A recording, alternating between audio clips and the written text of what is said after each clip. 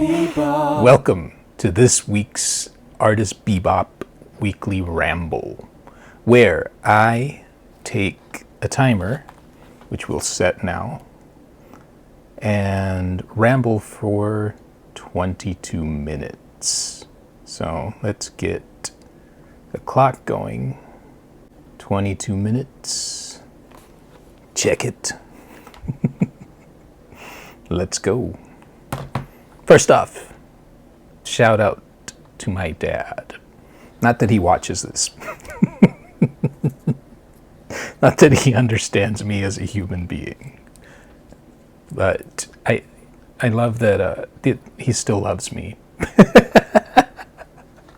But the shout out is because I usually film post studio for these ramblings, but I don't know. I was eager to get here. So, and I guess I don't have any deadlines that are too pressing. So here we are. But, my routine is pretty much kids all day. I get a little art time, especially if I'm teaching them art. But for the most part, it's doing all of their stuff and then marketing, posting, responding to stuff during the day. But then, I have to battle them into slumber. And then once that is accomplished, you're going to hear my dishwasher. How embarrassing, how unprofessional. But yes, that just goes to show that after they are down, I do my domestic duties. And part of that, on trash day, I take out the trash. Then the next day I have to bring them back in. So that typically happens. It's 1 a.m., about 1 a.m. I go out and get those trash cans. And it's not a big deal. It's just one more thing before I can get into the studio. And so I went to go do that, but my dad dropped by earlier and he had already done it. So what a nice guy. What a nice dad.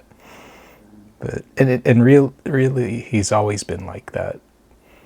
The strongest instance, or he's always just been very cool in a lot of senses.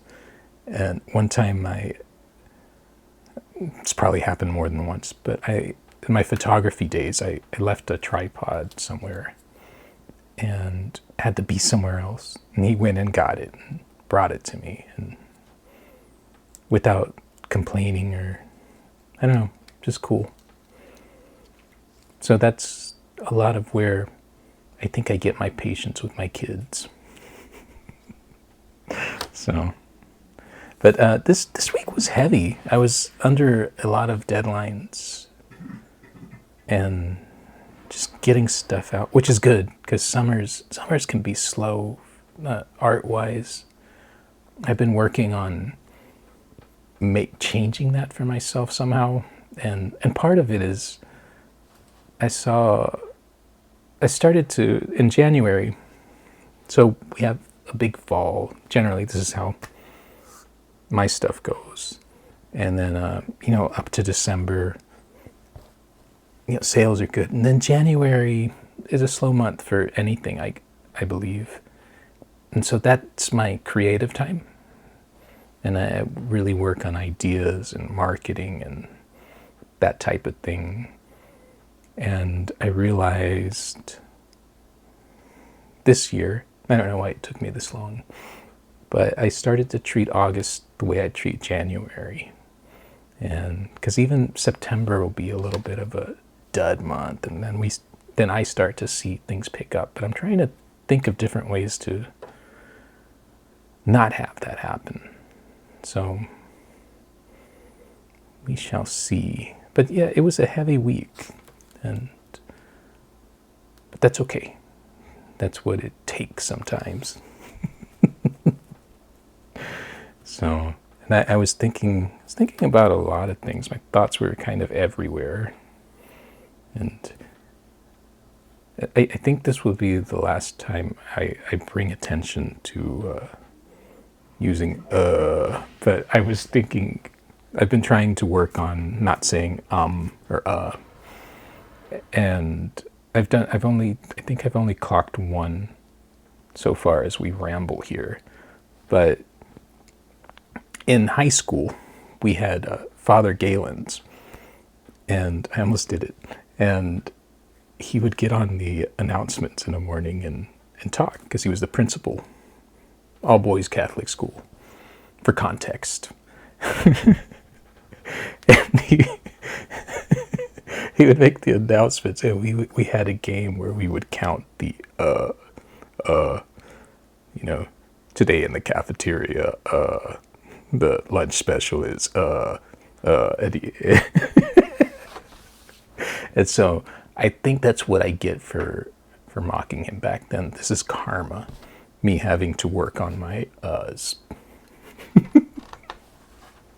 But then that got me thinking about Father Galen's. He passed away, I think, last year, and he was up there in years, but he was always so kind, because he would come to my shows, a lot of art stuff. He would show up to. I always sent him a mail invite, and if he could, he would make it. And it made me laugh, because, especially as a younger artist, people at my shows would get freaked out, like the gallery owner or something, because they'd suddenly be like, hey, there's a priest coming in. And I was like, yeah, he's with me. And so that was the first thing I thought of when he passed away. That I won't see him at my shows. Well, I moved from Houston, but still, that memory, it's a good memory. And I guess he's haunting me since I mocked him. Not that he was aware, but we were silly boys.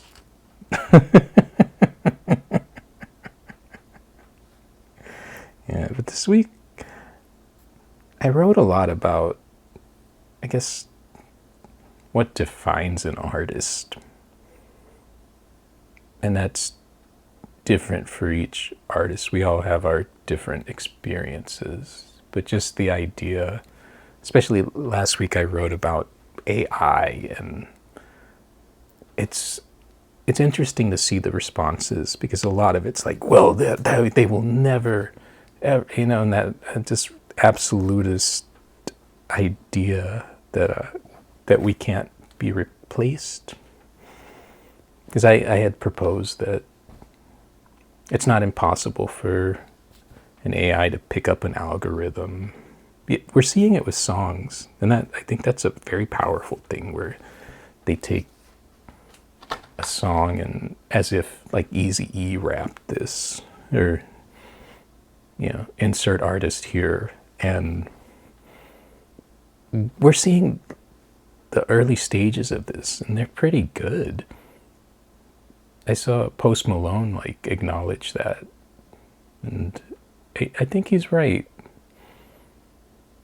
But that's the thing that I was writing about, is that, in my case, yeah, maybe an algorithm, an AI, to its full capacity, could paint my career. That doesn't freak me out, because my art is about expression.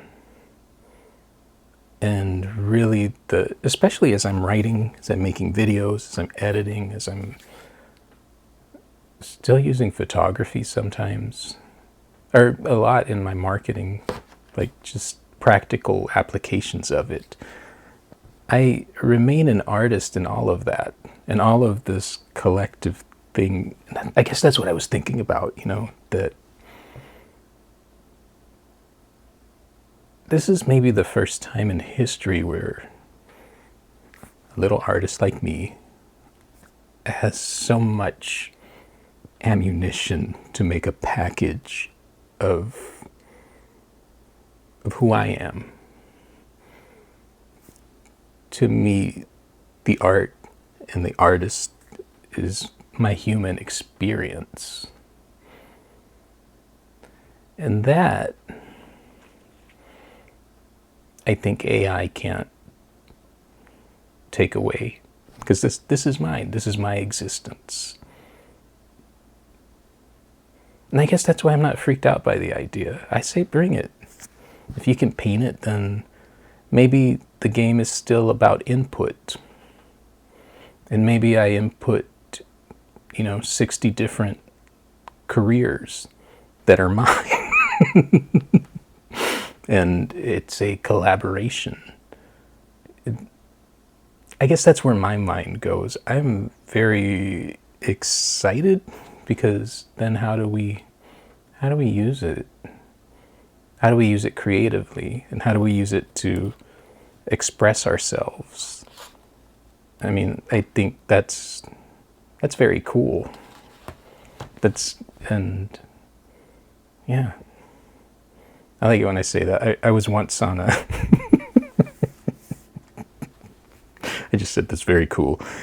So I was once on I got a grant, and then a few times, I guess. And then once that happens, they would call you back, and you could be a juror for people that were applying for grants. So I'm thinking of another story. Okay, go. I'll finish this one. So I was going to try one of my tangents, which I'm working on. Okay, but I will continue the story. So we're in the jury room with all these other artists, and so how that works, in case you've ever applied for something like this. So you send in your slides and all your paperwork, and on grants, it's all about paperwork, or that's a heavy part of it. If you follow the directions, you've got a better chance than most people. And that's where I was good, because I know how to write, and I could explain myself, and I could answer questions. So, not like when I talk, because you have to compress it into 300 words or so. But so the slideshow's going through, and I remember it being kind of a painful experience, because for me, art, I like to make it approachable. Part of why I make content, part of why I'm rambling to you, because I don't like art to be thought of as this esoteric thing. It belongs to everybody. That's my belief, and I don't like making it highfalutin or indiscernible to anybody else. That pains me. So we're going through the image slides, and there was more than one person that said, well, this is just standard. There's nothing avant-garde, and they kept just saying stuff like that, and it hurt my head. And then, and sometimes they'd like the stuff that was, in my opinion, total garbage, because it was avant-garde. And so they would poo on art. And I like edgy, weird stuff. And I like, we were in agreement going along. But sometimes they would just crap on something because it didn't fit this, idea they had. And that messed with me. And so I went back and defended a lot of stuff. See, I lost track of the story. The point was, I would say, because I would bring these things back, and my defense was sometimes this stuff is just cool. I remember this one guy had these pieces, and They were, more, I guess, traditional, but he had carved these pieces, and I don't know how long that took him, but they were impressive. And this panel, these avant-garde weirdos, not weirdos, but just, I don't know, they totally trashed it. And the thing is, if you're applying, you can get access to the notes, at least in that instance. And so I just wanted to chime in case they did look at their notes, that I thought their stuff was cool and valuable. It may not be far out there, but it took a lot of skill, a lot of dedication, a lot of time, and they were really beautiful pieces, was my thing. And so, yeah, but they were, they were cool. And so some of these guys didn't like that I said they were cool. I should have said they were ethereal or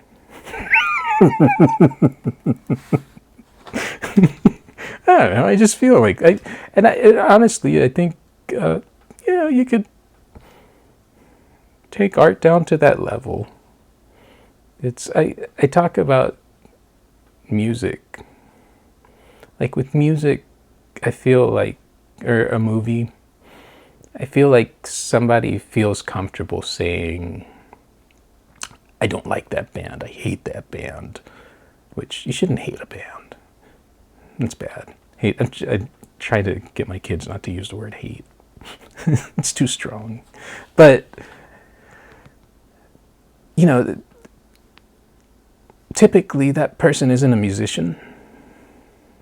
But if you ask that same person for their opinion on art, they freeze a lot of the time, I've found. When your opinion is just as valid there. You either like the piece or you don't. It's cool or it's not cool. Perhaps I was just at that, because I was younger then, setting the tone for how I wanted to present art to the world. And like I said, I always want to be approachable. I want to demystify. It's part of, I don't keep much of what I do process-wise secret. And why I do time lapses and show those. So yeah. I think I hear one of my little ones stirring. Yeah, I guess that's why I do this post-studio. So if you hear background noises, he's okay. I will, unless it's an emergency, I will run off and tend, but he gets grumbly. It's my boy. I got my daughters today, so this is exciting. I've had them working on art, since they were 3. Start them early. That's what my mom, threw crayons and stuff in my hand and had me doing all types of projects. And so yeah, and it's part of their curriculum. So one of them asked me if they could have a store and sell their art. And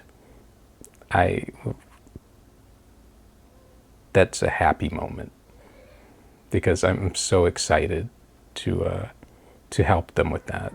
So tomorrow, part of our class will be dedicated to, we're going to start with the photography. And then I guess I'm going to put it on my website and make their little section. It'll be Las Santitas, I think. The little saints. Because my name, if you don't know, means saints, plural. But yeah, I'm so excited about that. I thought I think somebody had asked me, and I said if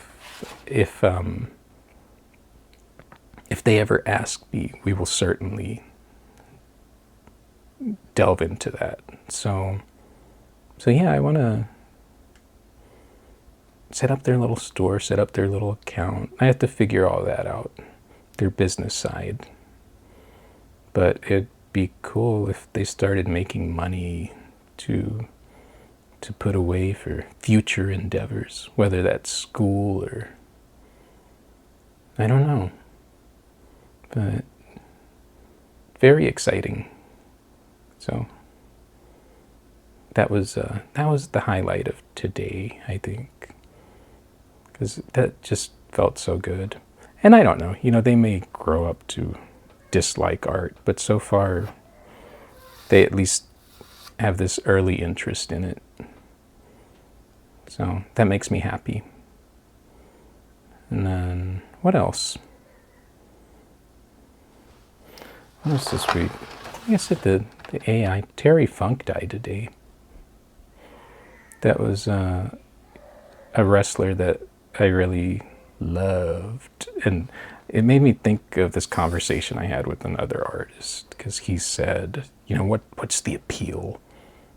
I don't get it. I get that it's technically the athleticism, and I was like, yeah, no, none of that for me. And what I've discovered through the years, trying to engage with other wrestling fans, is everybody comes from a different,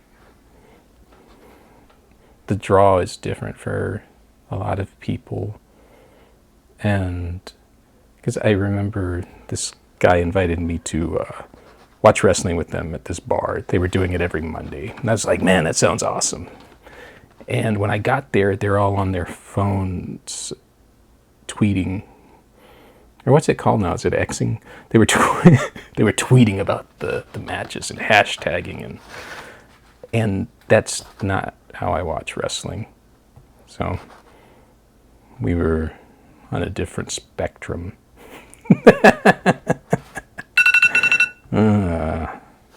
I didn't count down for the timer there, but that was my 22 minutes. But I'm going to continue on this Terry Funk thing because it's kind of funny. I do watch the clock while I'm talking. I'm still getting, this is our third round of the Ramble. And so this is the Ramble outro. There you go. But yeah, Terry Funk, it was sad because what I thought about was, I guess the early wrestling that I saw still had what they call kayfabe, where this was the business protected that everything wasn't worked out, that these were real beefs. And Terry Funk, I did a little tribute video. The way he would talk, I realized that was my initial big draw, and it still is, to wrestling, is when somebody can trash talk. Because it is verbal, it's poetry. Which I think most people wouldn't associate with wrestling, but I disagree. When somebody's being really creative, and because really it's theater. So yeah, my thoughts on Terry Funk and wrestling in narrative voice. All right. You might have heard the voice stirring, so I am going to go check on him and then get in the studio and make things happen. Thank you for listening, and I will see you next time. Welcome to my world, Santa's world. Bebop.